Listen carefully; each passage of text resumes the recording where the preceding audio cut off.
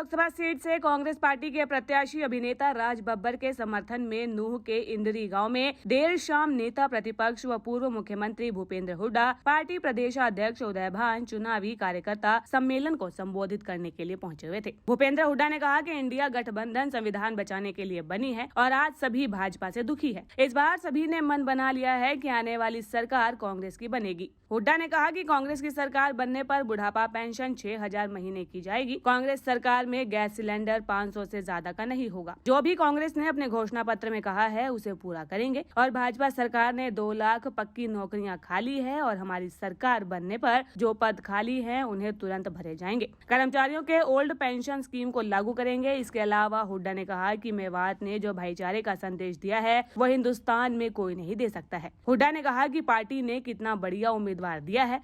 राज बब्बर की आवाज में दम है और इन्होंने जो कह दिया वही होगा। नौजवान साथियों,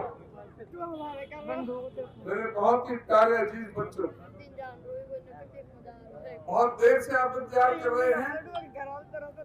25 मई को चुनाव होने जा रहा है।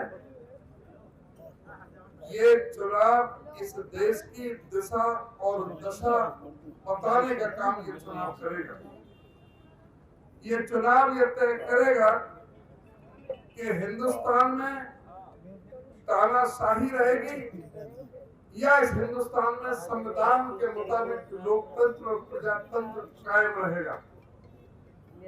एक तरफ आज देश में जो शासक है, जिसने इस देश के अंदर अघोषित इमरजेंसी लगाई हुई है, जो इस देश को तानाशाही की तरफ लेकर जा रहा है, जो चाहता है कि इस देश में चीन और रूस की तरह एक ही पार्टी का शासन हो, विपक्ष के नेताओं को जेलों में बंद कर दिया जाए, उनकी आवाज को कुचल दिया जाए और भारत की जो संवैधानिक संस्थाएं हैं उन सब का गला घोट दिया जाए। आज सबसे बड़ा प्रश्न यह है कि इस देश में प्रजातंत्र बचेगा, संविधान बचेगा या संविधान को आज इतना खतरा हो गया है, अगर ये शासन आ गया तो संविधान नहीं रहेगा। इस बात को आज सोचने की जरूरत है। आज क्या कारण है कि बीजेपी के लोग संविधान के क्यों खिलाफ? ये मूलतः ही जब हमारे भारत के स्वतंत्रता सेनानियों ने, हमारे भारत के शहीदों ने, कांग्रेस पार्टी के नेतृत्व में सभी जाति, वर्ग, धर्म और संप्रदाय ने कांग्रेस के झंडे के नीचे इकट्ठा होकर के इस देश में आजादी की लड़ाई लड़ी और यहाँ से अंग्रेजों को मार भगाने का काम किया। उसका अधिकार हो, कोई भी आदमी अपनी मर्जी से अपनी पूजा पद्धति को स्वीकार कर सकता है। सभी धर्मों के लोगों को पूरा बराबर का सम्मान हो, ऐसा भारत का संविधान बाबा साहब ने दिया था। और उस संविधान पर चौधरी रणवीर सिंह हुड्डा, चौधरी भूपेंद्र सिंह हुड्डा जी के पिताजी, वो भी संविधान सभा के सदस्य थे, उनके भी इस संविधान पर हस्ताक्षर हैं। और इस संविधान में, इस संविधान को जो एक एक धारा को बाबा साहब ने 26 नवंबर 1949 को पारित कराया था संविधान सभा से, तो उस संविधान का विरोध किसने किया? उस संविधान का विरोध किया था उस समय की आरएसएस, उस समय की जनसंघ ने, जिसे आज बीजेपी कहते हैं। इन लोगों ने 30 नवंबर को आरएसएस का जो मुखपत्र है ऑर्गेनाइजर, उसमें एक लेख लिखा, संपादकीय लेख लिखा, जिसमें कहा कि हम इस भारत के संविधान को नहीं मानते क्योंकि इसमें मनुस्मृति का उल्लेख नहीं है, इसलिए हम इस संविधान से सहमत नहीं है, इस संविधान को हम बदलना चाहेंगे। और उन्होंने इस देश के 79 शहरों के अंदर जगह जगह रैलियां की और 11 दिसंबर 1949 को दिल्ली के रामलीला मैदान में जो बड़ी जो रैली जो की थी, उसमें बाबा साहब डॉक्टर भीमराव अंबेडकर के पुतले फूकने का और भारत के संविधान को जलाने का, उनकी प्रतियों को जलाने का काम आज की इस बीजेपी और उस समय की जनसंघ ने किया था। उदय भान जी ने तफसील में बता दिया, राहुल गांधी जी जो मैनिफेस्टो दिया सारा इन्होंने बता दिया। हर वर्ग के लिए, किसान, महिला, युवा, सबके लिए, गरीब आदमी ने बनाया। लेकिन आज सवाल है मेवात में, भाई जो भी हमारे समय में जो भी काम कहा हमने किया, पूरा प्रयास किया।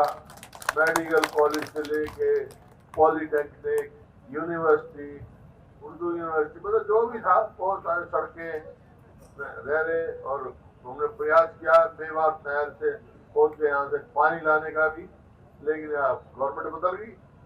तो मैं समझता हूँ, यहाँ किसानों की समस्याएं भी समझता हूँ, मैं स्वयं एक किसान का बेटा हूँ, समझता हूँ। तो उनको कि हमने कोटला झील का बुक किया, लेकिन बहुत सारे काम रह भी गए। तब समय है, एक बात मैं यहाँ आया हूँ एक बात कहने के लिए, ये चुनाव जो है केवल लोकसभा में भेजने का नहीं है, ये चुनाव फैसला करेगा अगली सरकार हरियाणा में किसकी बनेगी।